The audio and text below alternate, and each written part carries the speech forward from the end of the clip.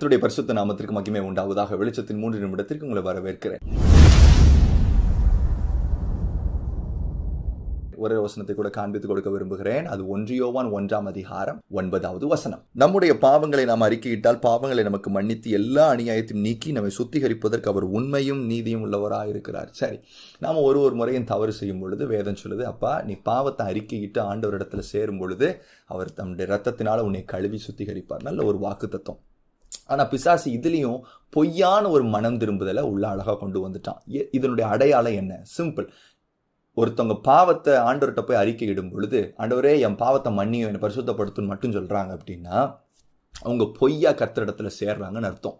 அதுவே அந்த அறிக்கைக்கு பின்னாடி ஒரு நிதானிப்பும் ஒரு ஆராய்ச்சியும் இருக்கும்னா, ஃபார் எக்ஸாம்பிள், ஆண்டவரே எதனால நான் அந்த காரியத்தில் விழுந்தேன், இதை மறுபடியும் நான் செய்யாமல் இருக்கிறதுக்கு நான் என்ன செய்யணும், உங்களை நான் துக்கப்படுத்தி இருக்கிறேன்னா, இப்படி ஒரு நிதானிப்பும் ஒரு ஆராய்ச்சியும் அறிக்கைக்கு பின்னாடி இருக்குது அப்படின்னா அது உண்மையான மனம் திரும்புதலுக்கான ஒரு அடையாளம். இதைத்தான் தாவீது ரொம்ப அழகா சொல்றார். ஆண்டவரே என் இருதயத்தை ஆராய்ஞ்சு பாருங்க, என் யோசனைகள் உங்களுக்கு முன்னாடி இருக்கு, பார்த்து ஆண்டவரே உங்களை துக்கப்படுத்துகிற வேதனைப்படுத்துகிற வழி என்னிடத்தில் உண்டோ என்று பார்த்து என்னை நித்திய வழியில நடத்துங்க அப்படின்னு அழகான ஒரு ஜெபம் ஜெபிக்கிறார். அதனுடைய அர்த்தம் என்ன? ஒருவேளை ஆண்டவரே நான் செஞ்ச தப்புன்னு கூட எனக்கு தெரியாம இருக்கலாம், அதை ஆண்டவர் எனக்கு வெளிப்படுத்தி என்னை கன்வின்ஸ் பண்ணி அதுக்கப்புறம் நான் அதை அறிக்கையிட்டு என்னை பரிசுத்தப்படுத்திருங்க ஆண்டவரேன்னு ரொம்ப பியூட்டிஃபுல்லா குழந்தை மாதிரி உதவிய கேட்கிறார். ஏன்னா நம்மளை பரிசுத்தமாக்குகிறதுக்கு ஊந்தி தள்ளுகிறது யாருன்னா பரிசுத்தாவியானவர் தான்.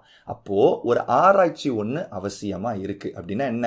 கான்சிக்ரேஷனுக்கு முன்னாடி ஒரு ப்ரிப்பரேஷன் ஒன்று அவசியம். பரிசுத்தமாகிறதுக்கு முன்னாடி ஒரு ஆயத்தம் ஒன்று ரொம்ப ரொம்ப தேவை. அதனாலதான் பழைய ஏற்பாட்டில் ஆண்டவர் ஜனங்களை பார்த்து சொல்லும் போது ஆசரிப்பு கூடாரத்தை பரிசுத்தப்படுத்துங்க, உள்ள இருக்கிற சின்ன சின்ன பொருட்களை பரிசுத்தப்படுத்துங்க, ஆசாரியனை பார்த்து நீ உன்னை பரிசுத்தப்படுத்து, இது எல்லாத்தையும் சொல்லி முடிச்சுட்டு என்னன்னு சொல்றாருன்னா, உங்களை பரிசுத்தமாக்குகிற கர்த்தர் நானே. அப்புறம் எதுக்கு நீங்க எங்களை சொன்னீங்க? அதனுடைய அர்த்தம் என்னன்னா, நம்மளால முடிஞ்சது என்ன தெரியுமா? நம்மளை பரிசுத்தமாக்கிக்க முடியாது, ஆனா பரிசுத்தமாக்குகிறவருக்கு நம்மளை ப்ரிப்பேர் பண்ணிக்க முடியும். அப்போ ஒரு ஆயத்தம் அவசியம். நினைவு, உணர்வு, என் சரீரம் எல்லாவற்றையும், இருதயம் எல்லாவற்றையும் கர்த்தர் பக்கம் திருப்பி ஒரு ஆயத்தத்துக்குள்ளாக வரும் பொழுதுதான் கர்த்தர் நம்மளை பரிசுத்தப்படுத்துகிறார். அவருடைய ரத்தம் நம்மளை கழுவி நம்மளை சுத்திகரிக்கிறது. என்னுடைய அன்றாட வாழ்க்கையில் இருக்கிற ஒரு சின்ன ப்ராக்டிஸை நான் சொல்கிறேன். மேபி அது யாருக்காவது உதவியாக இருக்கும்.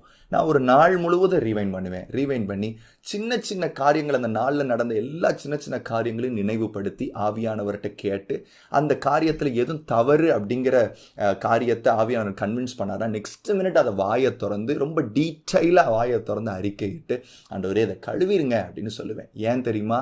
எனக்கு 2 காரியம் ரொம்ப அவசியம். ஒன்று, நான் பரிசுத்தமாகணும். 2வது, மறுபடியும் இந்த தவறை நான் செய்யாதபடிக்கு ஆவியானவருடைய பலன் எனக்கு வேணும். இதை 2ஐயும் கொடுக்கறது தெரியுமா? ஏசப்பாவுடைய ரத்தம். அதனால தான் இந்த ப்ரிப்பரேஷனுக்குள்ளே போகிறேன். ஸோ நான் உங்களுக்கு சொல்கிறேன், கர்த்தர் உங்களை பரிசுத்தமாக்கணுமா, மறுபடியும் அந்த தவறை செய்யாமல் இருக்கணும்னா ஒன்று தான். பரிசுத்தமாகிறதுக்கு முன்னாடி உங்கள் இருதயத்தை நிதானித்து ஆராய்ந்து பார்த்து தேவனிடத்தில் சேருங்க. கர்த்தருடைய பலனை உங்களால் நிச்சயம் உணர முடியும். இந்த செய்தியை கேட்டதற்கு நன்றி. உங்களுடைய 3 நிமிஷத்திற்கு நன்றி. இது